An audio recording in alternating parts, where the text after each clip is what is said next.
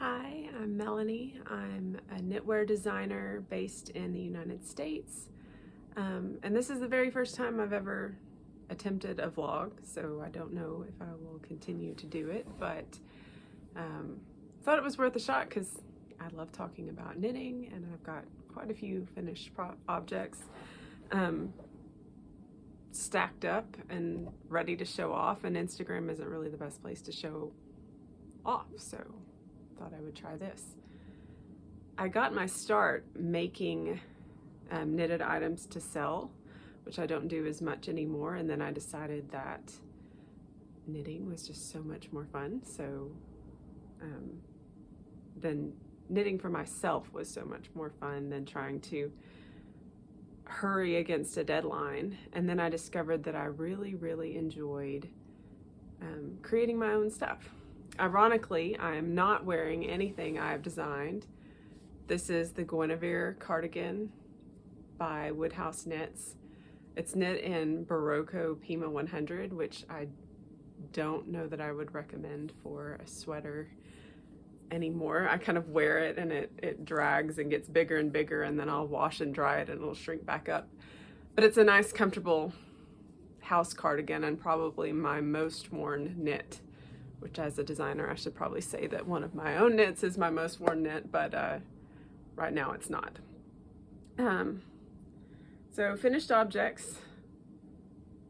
The first are these lovely, so I used Malabrigo Mecha in Prussian blue, and I am in love with this color, although it did dye my hands blue a little bit.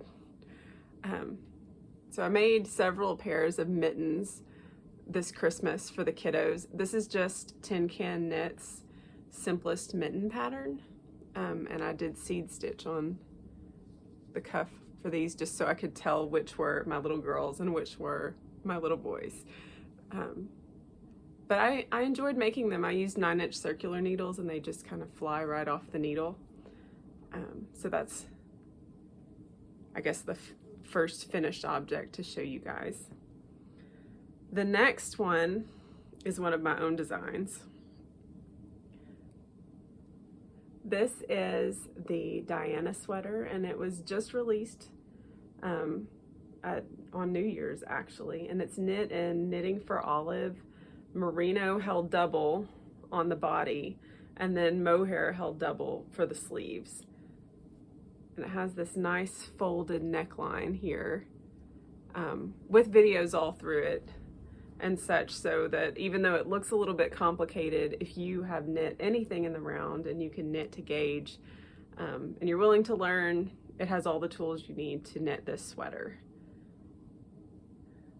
So this might be a really fast podcast. Like, I don't even like to call it a podcast because I feel like that implies listening on my iPod, and this is a video. So this is my other finished object. I've been wearing this a lot, and I probably should have worn it for the video, but I don't know. I was already in this and didn't want it to seem like a just complete advertisement. So, but this is one I've wore all through Christmas and will wear for as long as I can wear it. This is the Edoras sweater, which is another one of my designs. And oh, the Suri alpaca is just like wearing a cloud. Lets some breeze through, and it's just deceptively warm, or deceptively cool, which is the way to say it. It's deceptively warm. You wouldn't think that it's as warm as it is, but I wore it out one day when it was 50 degrees and sunny outside, and I thought I was going to die. It was so hot. So that's one that's been getting a lot of wear this winter. I'll probably pop it on if I keep doing these so that you can actually see what it looks like. But this is knit in Campfiber yarns. This is Cottage in the Woods, which is just a lovely green hand-dyed merino that I ordered last fall from her because I saw it and I just had to have it. And I saved it. And then this is the sweater that resulted from a happy accident. I was actually swatching for Diana at the same time as I was swatching for this, and when I saw them both next to each other, I just knew that this needed to have sleeves like this. So I emailed Laura and I explained what I was doing, and she graciously created this custom colorway called Parchment for me. And so that's the Edoras sweater. Testers seem to really enjoy it. It's got lots of modifications and, again, videos so that you can fit it to your body. I'm just flying through my finished objects. I don't know how you guys manage to do like a whole hour-long podcast where you talk. Maybe I'm just not good at it. So what I've been working on lately, and they are considered finished objects, but the ends aren't woven in yet, is the Forest of Arda cowl. So I finished this one. It's in Rerum, Natura, Gilliatt. And I decided that it needed just a few more branches. So I contacted the company and I asked if they wouldn't mind providing some yarn support, and to my surprise, they did. So this is the second. I'm so excited about this. So this is actually more of a children's size because it barely fits over my head, but I like how it has the structure to be held up. I'm gonna have to go back in and add duplicate stitching to put the extra branches in, but this is going to have written instructions and the chart and videos, and it's off to my tech editor right now, so I'm hoping to have a testing call by the end of this month or so. I seriously love this yarn. I have an entire sweater quantity worth of this that I'll show you in a minute.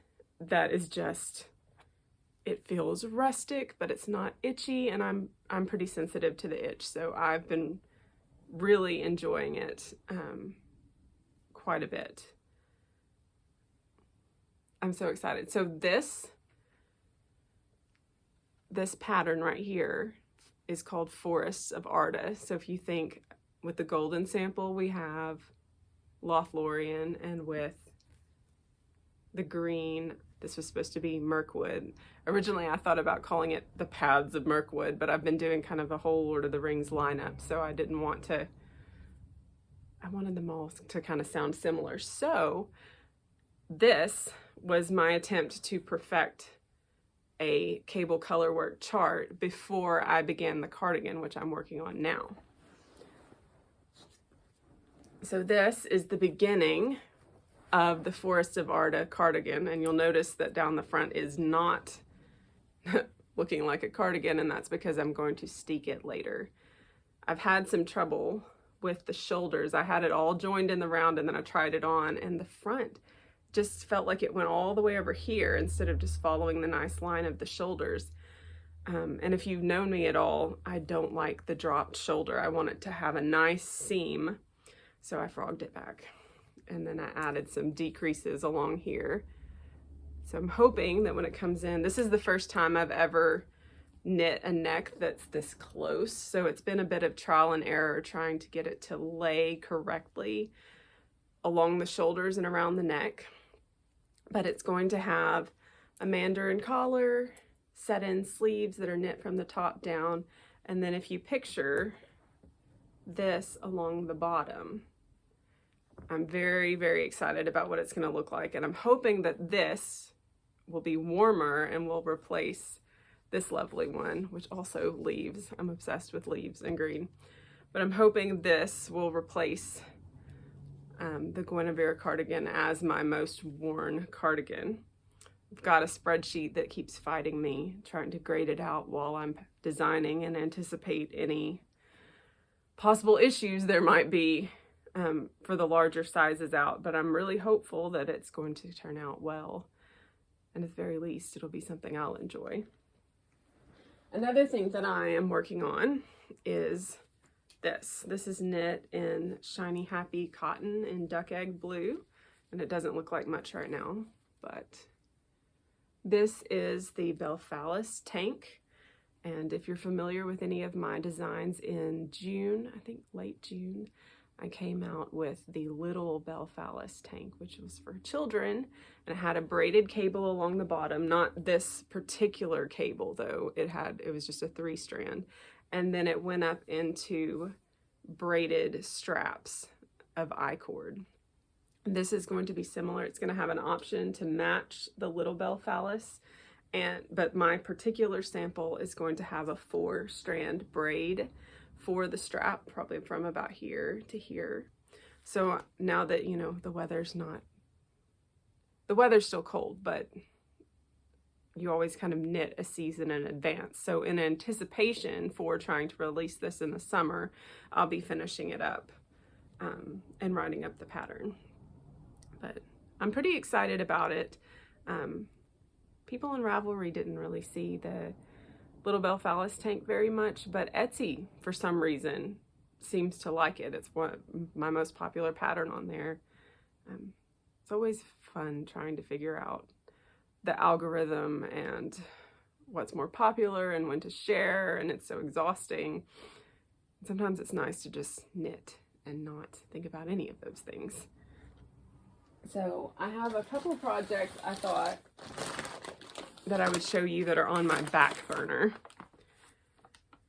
So this that I'm working on right here is in Campfiber Yarns Merino Squish Worsted in the Nocturne Plum colorway that she came out with this fall. I think it was her fall woodlands. But I'm using this and the leftover Suri alpaca to create my little Edoras sample. I'm doing it in a size up. My daughter, it's probably going to be a little bit big on her, but I'm making the size 6 because I figure she's not going to be able to wear it very much until next November. So I don't want a sudden growth spurt to mean that I'm taking pictures and it looks like she's outgrowing it already. Also on the back burner, I don't like to keep a lot of works in progress. I'm not one of those that just has a mound, a stack a mile high of works in progress that are just languishing, but these will probably languish a while. I've got a newborn version of the Diana sweater that I created just for the sole purpose of making sure that the head would go over a newborn head, because sometimes you have to wind up splitting the back further down, and I wanted to make sure that there weren't any issues before I published it. It is tech edited and tested, but this testing call was rough trying to get visibility. But my testers absolutely knocked it out of the park and created some wonderful finished objects. But I'll have to order some more mohair maybe when I make the adult version and finish this up and gift it to someone if it doesn't languish. In a similar vein, I have this newborn version of my little Athelian sweater. This came out around the same time as the Little Bell Phallus tank. It was September. I think it came out later. So it's got these leaves around the top front. There's an adult version too, but with this one, I had to go back and add a split back. There's ends everywhere. It's going to be such a joy to weave in. But I had to go back in and add a split back, and I don't have enough of this yarn to finish an entire newborn sweater. So I think I'm going to do a mashup between this and Edoras and maybe add some Suri alpaca sleeves to it. I think that could be fun. But that's what I've got going on. That's what I've got on my needles, off my needles. I've got a ton planned, but trying to find time to knit as a mom is rough. So knit about 2 hours every night. So we'll see if I keep doing vlogs like this. It feels very weird to talk to my own camera. So you guys will have to let me know if this is something you enjoy seeing, or if you'd rather just see me on Instagram. I'm looking at my timer here and it says that I've gone 14 minutes, and I'm still absolutely in awe of you guys that can go like an hour and a half talking about different knitting patterns and designs and yarns, because that is not me. I don't think, of course, you know, if I decide I like this down the road, who knows, we might discover that I can also talk that long, but For a first time, I think 15 minutes is about all I've got in me. So until next time, see you guys later.